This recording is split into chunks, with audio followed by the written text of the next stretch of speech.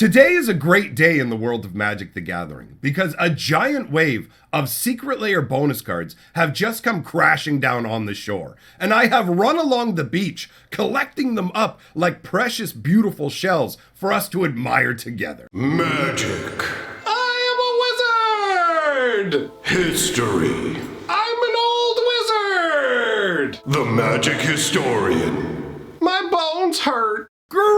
Greetings, owners of fine luxury cardboard rectangles. My friends, I hope the day finds you well. I am in great spirits, also feeling kind of silly. Happy to be diving into the Secret Lair bonus cards. I do love secrets and I do love magic cards. So when you cram them together, you get a sandwich of deliciousness that I'm going to cram down my throat so fast I may choke. Now, that out of the way, let's get into this right here, the Sphere of Safety. So, the first bonus card that we are looking at is from the Johannes Voss Secret Lair. And I have to say, these Artist Spotlight Secret Lairs are a brilliant choice on Wizards of the Coast's part. The idea behind them is they allow the artists to choose the cards they've always wanted to do illustrations for.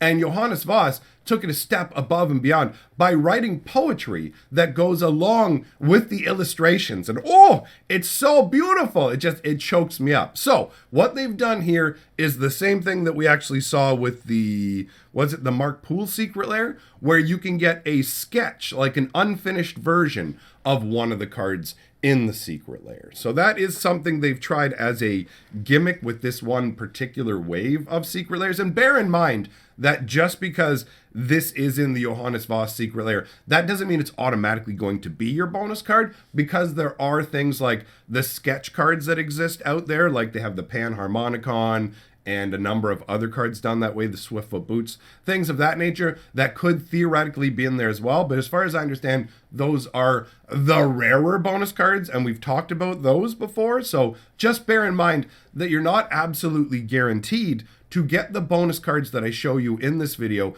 in your particular Secret Lair, even if the name matches up. But if you are getting the Johannes Voss Secret Lair, then this Sphere of Safety will most likely be what you get. And I have to admit, I kind of like these. Like, the sketch concept is cool because you're seeing the artwork in a previous step, and I do like that behind the scenes vibe. And in addition, it just gives you another copy of the card. And when you look at Sphere of Safety, it's actually a great card to have more copies of, because it's 1 white and 4 for an enchantment that says creatures can't attack you or a planeswalker you control unless their controller pays X for each of those creatures, where X is the number of enchantments you control. This actually started out as a common and kind of gained love over time, because as you get more enchantments out, it becomes very difficult. Like, and if you have 2 of these enchantments out, right, they each are going to be in effect. So just having 2 of these out all by themselves means that your opponents have to pay 4 mana per creature. So you can get a really heavy propaganda style effect of this. But the black and white priest and angel embracing out in a like field of flowers looks absolutely amazing. And actually, if you want to see the regular version's artwork, it's right there below in the bottom part. So overall, this seems like a good choice as the bonus card. The next bonus card we have to talk about is Spellskite. And this is from the Thomas Baxa Artist Spotlight. So it's another one of those, take the card that we've already got in the Secret Lair, render it in a black and white, like previous styling. It's not quite finished, and then we will release that as the bonus card. Admittedly, comparing Sphere of Safety to Spellskite, Spellskite, I should say, is a far more desirable bonus card. Getting to double up on Spellskite feels a lot better because it's a really powerful card, right? It's 2 mana for a 0/4, and it is a Phyrexian horror now with the Phyrexian creature type, which is amazing. I love the Phyrexians. And actually, since we're touching on the Phyrexians, I'll let you know the origins of the Phyrexians. They start, the first time we encounter the Phyrexians is in the Brothers' War lore, all the way back from the beginning era of Magic the Gathering. And if you're interested in the Brothers' War lore and the origin of the Phyrexians, I'm actually covering it in a lore series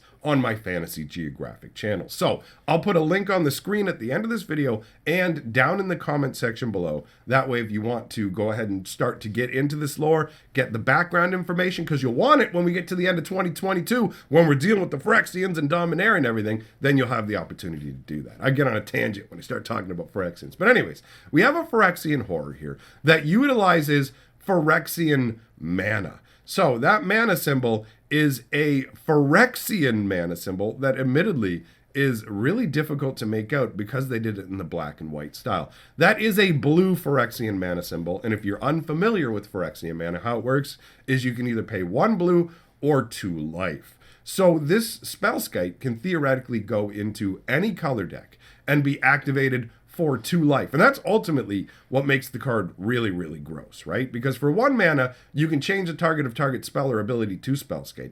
However, because you can pay life, you don't have to have any mana available or be playing blue to utilize this ability. So as a result, you can use this to protect yourself or your other creatures or other permanents at all, really, from a whole range of destruction. And the 4 toughness makes this pretty difficult to deal with. So Spellskite is a very solid card and an excellent choice for the bonus card. The black and white sketch nature of it kind of somewhat obscures some of the details. I guess it's probably going to be easier to see those details when you look at the card up close, right?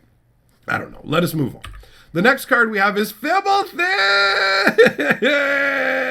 This is from the Fibblethip, this is the Fibblethip Lost and Found Secret Lair, right? Where it's the Where's Waldo, find Fibblethip in the different locations in the artwork, which I love as a concept so much. The Where's Waldo Secret Lair is a winning way to do things. And this is what was expected to be the bonus card. I think we all would have just kind of ran out into the streets tearing at our hair going, why wasn't it Fibblethip if it was a bonus?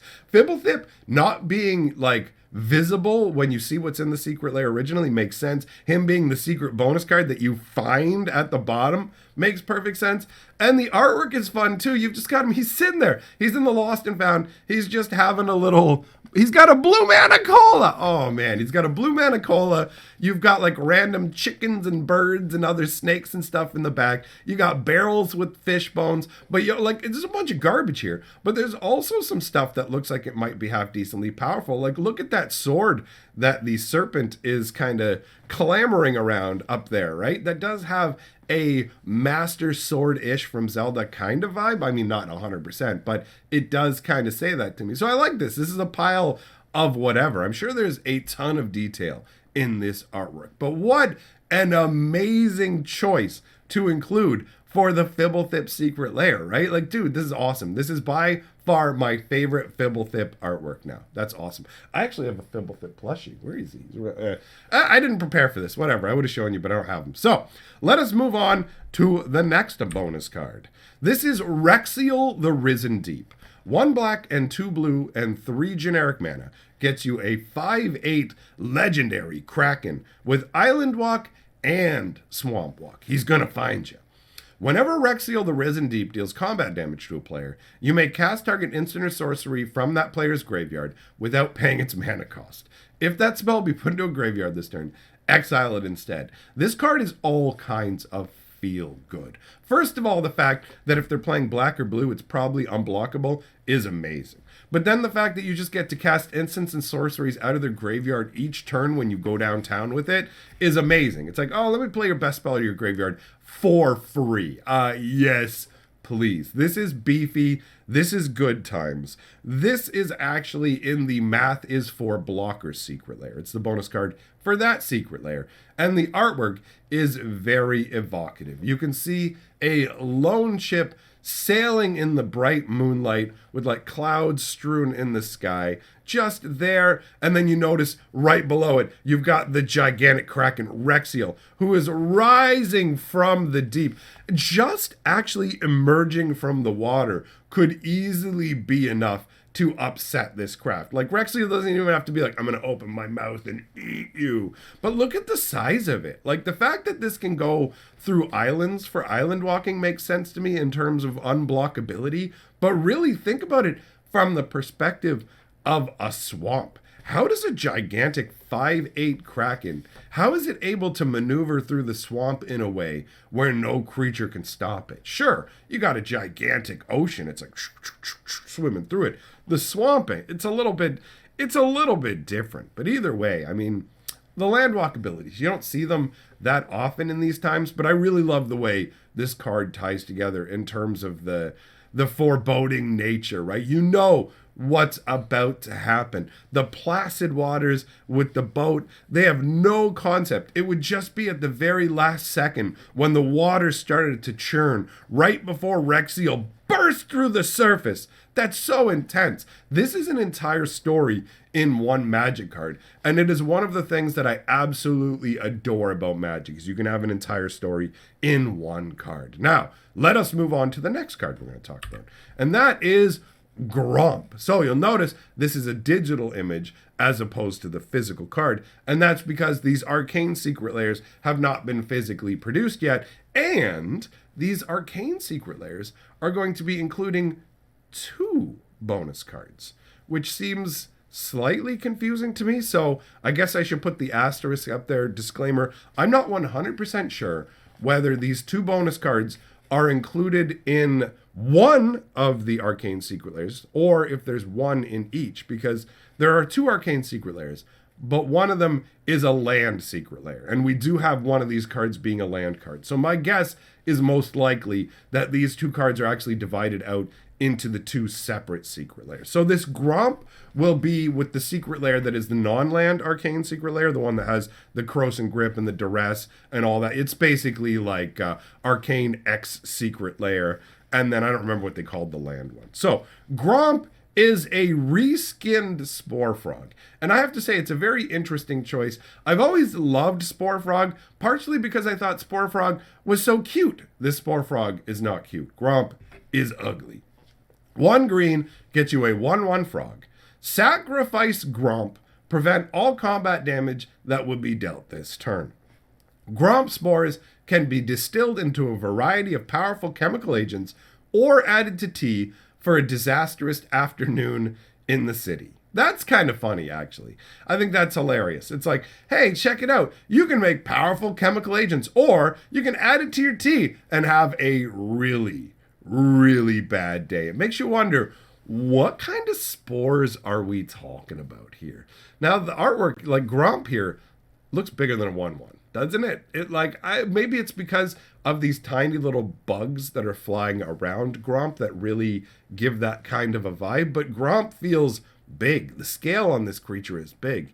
Now, I haven't seen this Gromp creature in the actual show, which, by the way, I have started to watch because of you guys recommending it. When I did the previous videos talking about the Arcane show and how I hadn't seen anything, there was a ton of positive feedback. And after checking out the show, I understand why. It's actually pretty well put together. The animation is solid. It has a nice flow to it. It doesn't feel boring, and it doesn't seem burned with a lot of trappings that North American media has now that tends to weigh it down to a degree. So overall, Arcane seems to be doing pretty well. I gotta say, I'm gonna keep watching it, but I don't ultimately know what the deal with Gromp here is. I don't know how much that features into the actual story. So, I mean, Spore Frog getting a reprint here, that's all right. People like Spore Frog. It was originally a common, and it's just slowly but surely gone up in value over time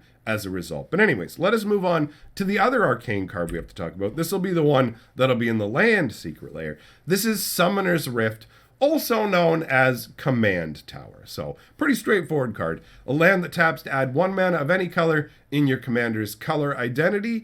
I'm not 100% sure why they chose this. Maybe it's to try and bring arcane players into Commander. Maybe it's just because they wanted to highlight this location, right? The flavor text says, there is a place apart from this world, a rift where pretense falls away and champions find their glory.